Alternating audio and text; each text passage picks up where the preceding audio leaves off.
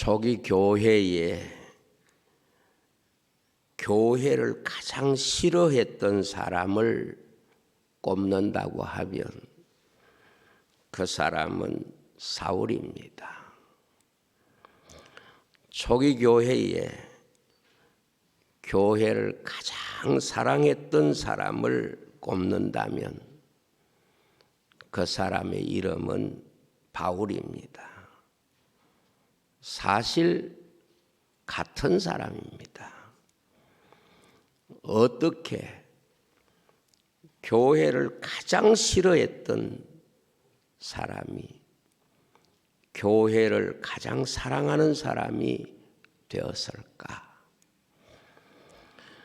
우리는 이 바울의 부활에 대한 고린도전서 15장의 말씀을 통해서 그 인생이 어떻게 전혀 새로운 인생이 되고 새로운 삶을 살게 되었는가, 그의 진솔한 교회를 향한 신앙의 고백을 볼 수가 있습니다.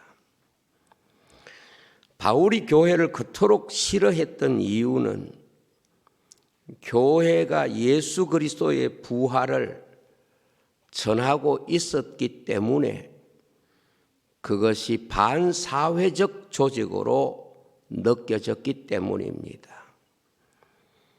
사울이 알고 있는 상식으로는 예수 그리스도는 유대인들의 미움을 받아서 로마 총독에 의해서 십자가형을 언도받았고 로마 군인들에 의해서 십자가에서 죽으셨다 하는 사실입니다.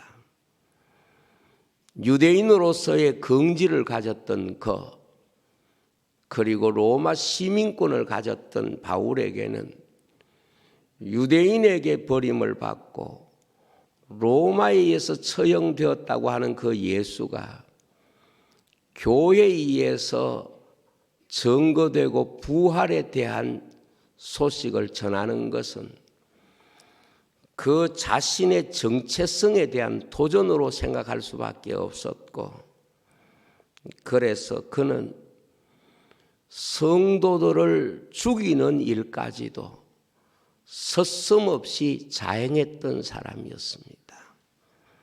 사도행전 8장 1절에 보면 사울은 스데반 죽임당함을 마땅히 여기더라 이렇게 생각을 했습니다.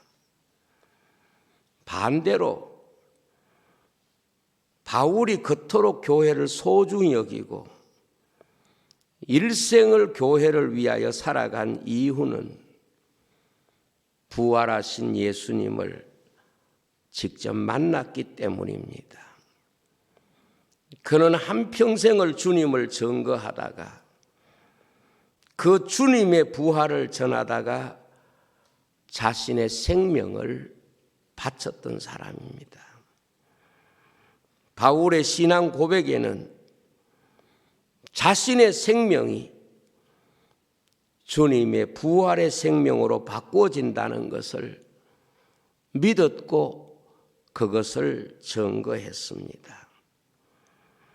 바울은 자기 자신이 예수님을 만난 사건을 단순히 만났다고 하는 개념으로 이해하기보다는 예수님의 부활을 그 스스로가 보고 믿게 되었다고 하는 말씀으로 말씀하고 있습니다. 그래서 고린도전서 15장 8절에 보면 예수님이 부활하셔서 제자들에게 보이시고 많은 주님의 교회 성도들에게 보이셨고 맨 나중에 만삭되지 못하여 난 자 같은 내게도 보이셨느니라. 바꾸어 말하면 예수님께서 바울에게 전했던 복음은 부활의 복음이었다는 것을 그가 고백하고 있는 것입니다. 다른 많은 제자들은 3년 동안이나 주님과 함께 하면서 수많은 말씀을 들었고 수많은 경험을 했습니다. 그러나 주님과 바울의 만남은 잠깐 이루어진 만남인데 그 잠깐 이루어진 만남 그 자체의 성격이 뭔가 하면 부활의 주님을 바울에게 보여주신 것, 그것이 바로 주님이 바울에게 주신 복음의 전부와 같은 것이고 그것이 주님과 바울이 직접 대면하신 사건이 된 것입니다. 그래서 바울은 자신의 사도성에 대한 근거를 부활하신 주님을 만났다, 그 사실에 근거하여 언제나 교회 앞에 당당하게 말하고 있는 것입니다. 신약 교회는 사도적 권위와 그들의 신앙 고백 위에 세워진 교회입니다. 사도적 권위가 무엇입니까? 예수 그리스도께서 그들을 부르셨고 주님의 보활을 친히 목도했던 사람들이 바로 사도적 신분과 위치에 있는 사람들이고 그들이 세운 것이 바로 오늘 이 지상교회의 모든 기초가 되는 교회가 되는 것입니다.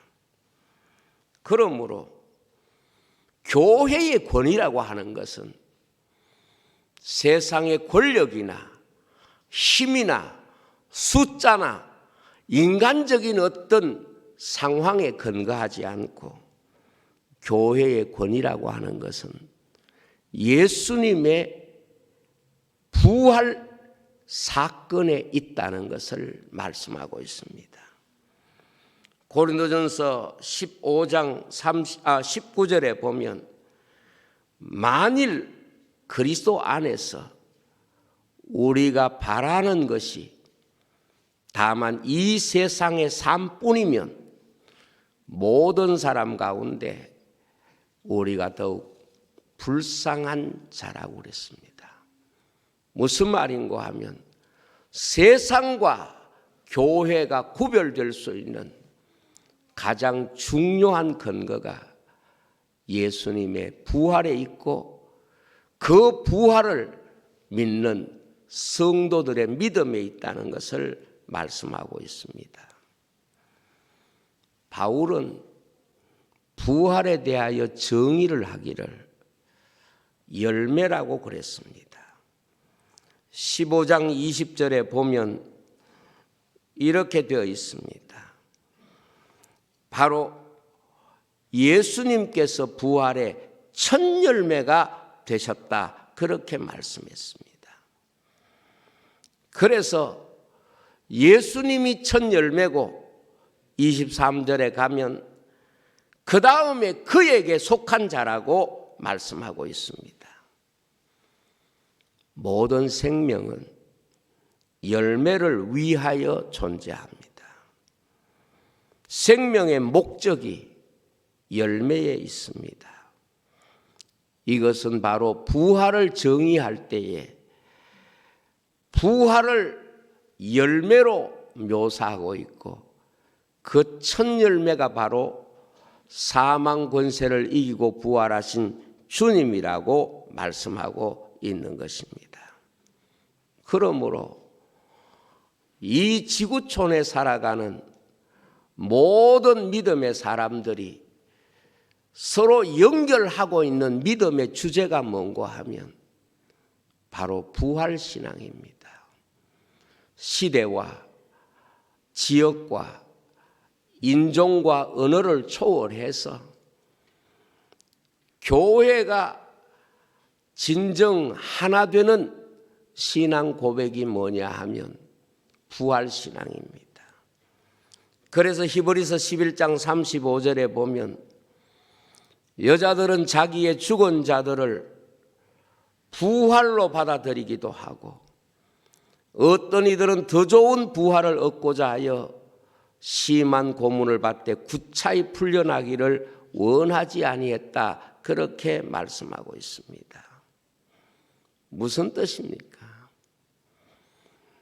지상교회는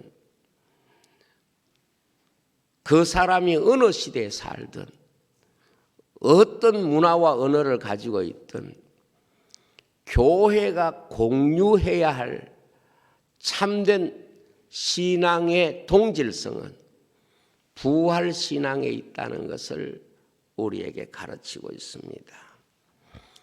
그러면 부활신앙이 어떻게 이 지상의 모든 교회의 신앙의 동질성을 가지고 있는 그런 성격이고 내용이냐? 첫째는 부활만이 십자가를 해석할 수 있기 때문에 그렇습니다. 부활만이 십자가를 해석할 수 있기 때문에 그렇습니다. 예수님이 십자가를 지고 가실 때에 십자가를 이해하는 사람은 아무도 없었습니다. 3년 동안 예수님의 말씀을 들었던 제자들도 눈물을 흘리며 예수님의 십자가를 따라갔던 사랑하는 여자들도 그리고 성경에 대한 지식을 가졌던 서기관이나 수많은 학자들도 심지어 예수님을 십자가에 죽였던 대제사장과 처형을 선고했던 빌라도도 십자가에 대한 이해가 없었습니다. 그들은 다 십자가가 끝이라는 생각을 넘어선 사람은 아무도 없었습니다. 십자가는 예수님 생의 마침표로 생각을 했습니다. 이것이 이 세상을 지금 살아가는 모든 사람들의 공통된 결론입니다. 죽음이 끝이라고 하는 인생의 결론을 어떤 학문과 어떤 사람의 이론과 정치와 방법에서 뒤집어 엎은 적이 있습니까? 사람이 내리는 최고의 형벌이 죽음인 이유도 그것 때문에 그렇습니다. 죽음 이후에는 인간이 개입할 수 있는 성격이 전혀 없기 때문에 그렇습니다. 그런데 그 십자가를 해석할 수 있는 답이 바로 예수님의 부활입니다. 예수님이 부활하셨기 때문에 십자가가 우리에게 해석이 되는 것이고 우리를 위한 죽음이었다는 사실이 깨달아지는 것입니다. 그래서 고린도전 15장에는 만일 예수님이 다시 사신 것이 없었다면 우리는 여전히 죄 가운데 있었을 것이라고 말씀합니다. 무슨 말인가 하면 부활이 없으면 십자가의 구원에 대한 해석이 가능하지 않다는 것을 우리에게 말씀하고 있습니다. 죽음이 끝이 아니라는 것, 이것을 처음으로 인류에게 보여주신 분이 바로 예수님이십니다. 그것이 바로 씨앗이었습니다. 그래서 주님은 주님의 죽음을 심는 것으로 말씀하고 있고 그 씨앗에서 다시 생명이 태어나 열매를 맺는 것이 바로 부활로 설명하고 있는 것입니다. 씨앗은 땅에 떨어져 썩습니다. 죽습니다. 그것으로 열매가 나타나지 않는다면 그 씨앗은 끝이고 그것이 모든 것의 마침표가 될 수밖에 없습니다. 그러나 씨앗은 마침표가 아닙니다. 새로운 시작이 되는 것이요. 씨앗은 열매를 통해서 그 속에 생명이 있었음을 증명하는 것입니다.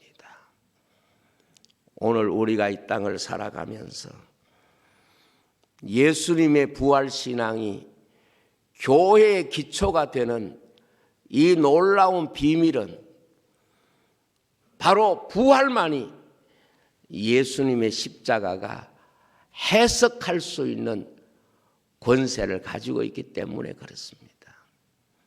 모든 사람이 지금 이 땅 위에서 여러 가지로 삶을 살고 있지만은 그러나 누구도 죽음 넘어 세계에 대한 믿음을 가지고 이 땅의 삶을 해석하지 않습니다.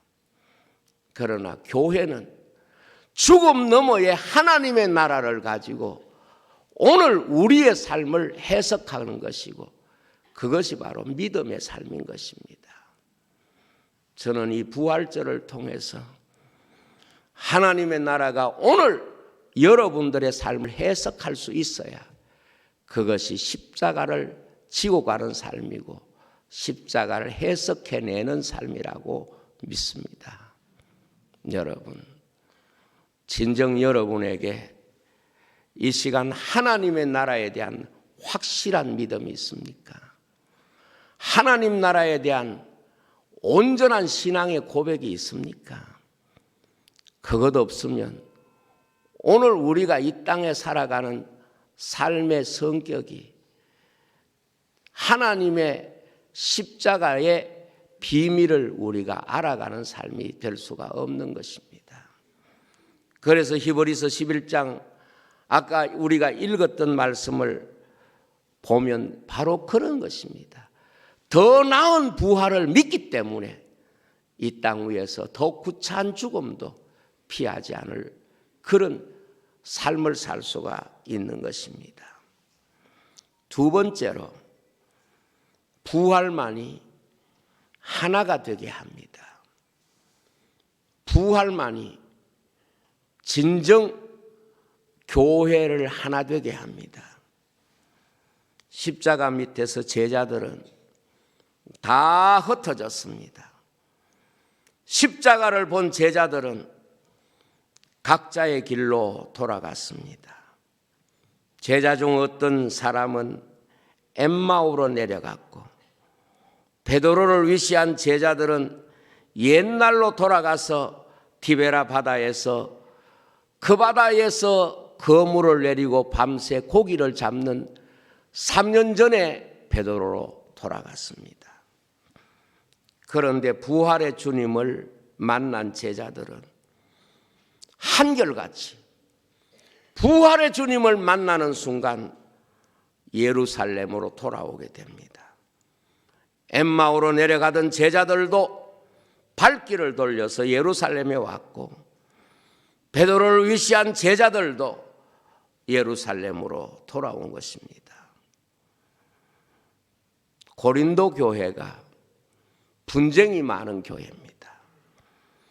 왜 바울이 이 고린도 교회를 향하여 예수님의 부활에 대하여 이토록 진지하게 말씀하고 있는가 하면 교회가 가지고 있는 모든 문제는 부활 신앙이 아니면 결코 하나됨을 이룰 수가 없습니다.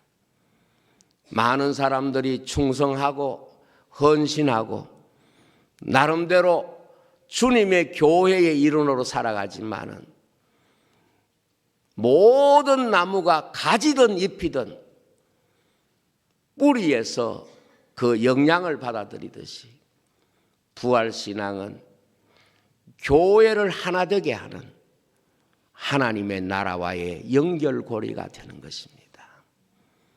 주님은 교회를 세우시면서 천국 열쇠를 주시겠다고 말씀했고 천국의 문이 되게 하겠다고 말씀을 하셨습니다. 교회의 하나됨은 다른 데 있지 않습니다. 부활에 대한 신앙의 고백으로 하나가 되는 것입니다. 인생의 인종과 문화와 시대가 다르다고 하더라도 주님의 교회를 이루는 진정한 구도는 부활을 통하여 하나가 되는 것입니다. 선교지를 가보면 언어가 다르고 인종이 다르고 문화가 다르지만은 어떤 경우에는 헤어지면서 다시 만날 기약도 없지만은 그러나 믿는 사람들은 헤어진다고 생각하지 않습니다. 하나님 나라에서 다시 만납시다. 이것이 그냥 인사가 아니라 믿음으로 실제적으로 우리 마음속에 경험되어지는 것이고 그 은혜를 누리게 되는 것입니다. 부활이 하나됨의 가장 중요한 주제라는 것을 보여주는 인물이 바로 도마입니다. 도마는 예루살렘에서 제자들과 함께 있었습니다. 그러나 그 자신만이 지금 부활을 못 믿고 있습니다. 함께 있어도 도마는 하나가 아니었습니다. 한 자리 있어도 부활에 대한 신앙 고백이 동일하지 않으면 함께 하는 자리가 되지 못한다는 것을 보여줍니다. 주님이 도마를 찾아오셔서 하신 말씀이 무엇이겠습니까? 부활을 보여줌으로써 부활 신앙이 바로 교회가 하나됨의 근본적 신앙 고백이라는 것을 보여주고 있고, 도마는 예수님을 부활하신 예수님을 만나는 그 순간 비로소 함께했던 부활의 다른 정인들과 진정한 교회 공동체를 이룰 수가 있었던 것입니다. 우리가 이 땅에 함께 살아간다고 해서 하나가 아닙니다. 같이 잠을 자고 같이 먹고 같이 일한다고 하나가 아닙니다. 주님이 오실 때에 하나가 들림받고 하나 버려둠을 당한다. 맷돌을 돌리고 잠자리에 들고 함께 일을 하더라도 동일한 부활 소망을 가진 사람이 이 땅 위에서 영적으로 하나 되어 사는 것이지 가족이라고 하나 되어 사는 것은 아닌 것입니다. 요한복음 5장 29절에 보면 선한 일을 행한 자는 생명의 부활로, 악한 일을 행한 자는 심판의 부활로 나오리라. 무슨 말입니까? 부활이 인간을 나누는 것이지, 부활 사건이 인간을 진짜 나누는 것이지 이 세상이 인간을 나누는 것이 아닙니다. 바꾸어 말하면 하나님의 나라와 지옥이 진짜 인간을 나누는 것이지 이 세상의 신분과 소유가 인간을 나누는 경계선이 될 수가 없는 것입니다.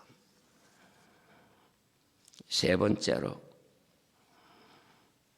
부활이 그들의 삶을 정인이 되게 했습니다. 부활이 그들의 삶을 예수 그리스도의 정인이 되게 했습니다.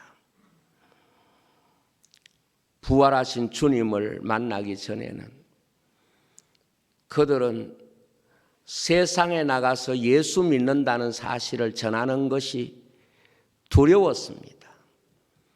그래서 그들은 문다를 닫고 숨어 있었습니다. 그야말로 두려워서 벌벌 떨고 있었습니다.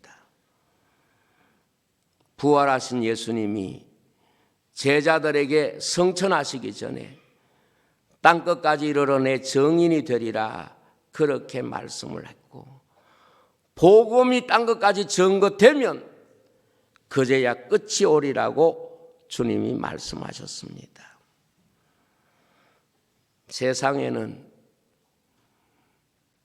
부활 사건이 없는 사건으로 만들려고 하는 시도가 계속 주님 올 때까지 있을 겁니다. 부활 사건이 없는 사건으로 만드는 것이 누구냐? 정치, 교권, 그리고 물질입니다. 마태복음 28장 12절로 15절에 보면 그들이 장로들과 함께 모여 의논하고 군인들에게 돈을 많이 주며 이르되 너희는 말하기를 그의 제자들이 밤에 와서 우리가 잘 때 그를 도적질하여 갔다 하라. 만일 이 말이 총독에게 들리면 우리가 권하여 너희로 근심하지 않게 하리라 하니 군인들이 돈을 받고 가르친 대로 하였으니 이 말이 오늘날까지 유대인 가운데 두루 퍼지니라 그랬습니다. 무슨 말입니까? 부활 사건을 거짓 사건으로 만들고 부활 사건이 없는 사건으로 만드는 이 사람들이 세상의 정치와 경제와 그리고 교권 속에서 지금도 사람들을 미혹하고 사람들의 마음속을 어둡게 합니다. 그리고 많은 사람들이 이 미혹을 받았어. 부활 사건이 없는 사건이 되어버렸고 거짓이 바로 부활 사건을 대신하는 사람들의 인식이 된 것입니다. 그런데 그들을 두려워했던 제자들, 그들을 피해서 숨어있던 제자들이 어떻게 일어나서 복음을 끝까지 전거하고 그 모든 사도들이 순교의 제물로 주님 앞에 자신의 생명을 바쳤습니까? 부활의 주님을 만난 이유입니다. 다르게 말하면 부활 신앙 때문에 그렇다 그렇게 믿습니다. 주님 올 때까지 세상과 교육과 학문과 여러 가지 미디어들은 예수님의 부활 사건을 조작극으로 만들고 자작극으로 만드는 이런 역할을 계속할 것이라고 저는 생각합니다. 이것을 이겨내는 힘과 영적인 권세가 뭐냐? 우리가 정인으로 사는 것입니다. 부활의 정인으로 사는 것입니다. 너무도 감동스러운 것은 예수님을 처형했던 로마가 313년 부활 신앙을 전하는 교회 앞에 무릎을 꿇고 기독교 복음을 그들의 신앙의 공적 고백으로 국교로 받아들인 것입니다. 부활 신앙을 전했던 교회가 없었더라면 어떻게 그 거짓을 짓고 그 거짓을 퍼뜨리는 그 사회에 사망의 권세, 예수 그리스도의 십자가의 사건을 자작극인 사건으로, 부활의 사건을 자작극인 사건으로 만든 그 세상 문화와 그 당시 사람들의 의식을 바꿀 수 있었겠습니까? 정인들의 삶이에요. 저는 인도 첸나이 도마의 무덤 앞에 간 적이 있습니다. 그 바닷가에 서서 여기가 땅끝이라고 생각하고 예수님이 부활의 모습을 자기에게 친히 보이면서 손을 만져봐라, 옆구리에 손을 넣어봐라 했던 그 주님의 부활을 전하기 위해서 그곳에서 자신의 생명을 바쳤습니다. 인도가 그렇게 힌두교가 전체가 힌두교인들로 꽉 찬 것 같지만은 첸나이에 가면 지금도 교회가 많고 그리고 교회가 부흥되고 있습니다. 여러분, 우리가 주님 오실 때까지 해야 될 일이 무엇이겠습니까? 부활의 주님을 증거하는 것입니다. 이것이 교회가 세상을 이기는 힘이지 다른 데 있는 게 아닙니다. 제가 35년 전에 이 교회에 와서 첫 설교를 백향목을 가지고 설교를 했던 기억이 있습니다. 그러나 오늘 어쩌면 이 제1교회 담임 목사로서 마지막 설교를 예수님의 부활을 설교하고 부활이 첫 열매라고 하는 이 사실을 선포할 수 있어서 주님이 내게 주신 큰 축복이고 은혜라고 생각합니다. 여러분, 저는 잊었어야 하고 잊어도 됩니다만은 주님이 부활하셨다는 이 복음을 지금부터 여러분들이 주님 오실 때까지 힘써 세상에 나가서 전하는 부활의 증인이 되시길 바랍니다. 교회를 왜 주님이 이 세상에 세우셨습니까? 주님이 부활하셨다는 사실을 이 세상에 선포하고 그것이 바로 주님이 다시 오심을 기다리는 교회의 진정한 모습이고 신앙의 고백인 줄로 믿습니다. 기도하겠습니다. 아버지 하나님, 감사합니다. 오늘 부활절 맞이해서 우리에게 주신 이 부활의 복음이 생명의 열매로 나타날 수 있도록 우리 모두가 다 십자가를 부활신앙을 가질 때 해석하고 부활신앙만이 이 교회를 진정 하나 되게 하고 그리고 우리가 부활의 복음을 전할 때에 세상을 이기고 세상이 감당할 수 없는 진정한 믿음을 가진 교회가 되는 것을 알게 해 주옵소서. 주여, 이 모든 주의 백성들을 정인으로 부르시고 정인으로 파송하여 주시옵소서. 부활의 정인들이 되게 해 주옵소서. 예수님 이름으로 기도하옵나이다.